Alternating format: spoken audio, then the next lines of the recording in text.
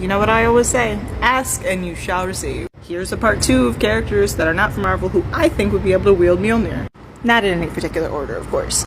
Starfire.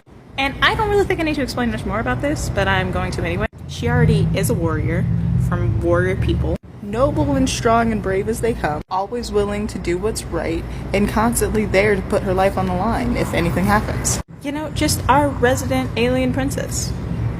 Boo. Also, I want to say it's specifically this Starfire, like specifically her.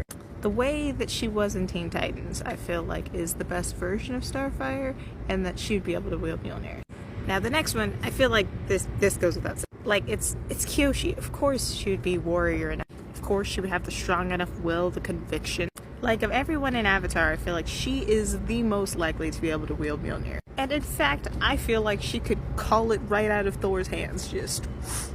Like how he called it out of his own hands at Endgame, I feel like she could call it out of his hands anytime before that. And probably after that too. Now again, this is a personal opinion. I don't know if anyone's actually ever watched RWBY, but I have. I feel like you should. I think all of it is on YouTube, and it might also be on Crunchyroll, but I'm not so sure about that second one. But Pyrrha Nikos is a queen, and I miss her every single day. But what's most important is the noble warrior side of her. Like, there's this innocence to her strength that's not ignorance, and also not naivety. She's brilliant, she's humble, she's selfless, and proven that she's willing to put her life on the line for the greater good.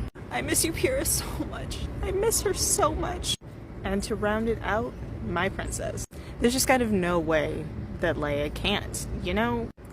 Just because of who she is, just because of what she believes in. Her strength, clearly willing to fight, clearly doesn't care about what it takes to get to that fight, always willing to do the things for the greater good for her whole life.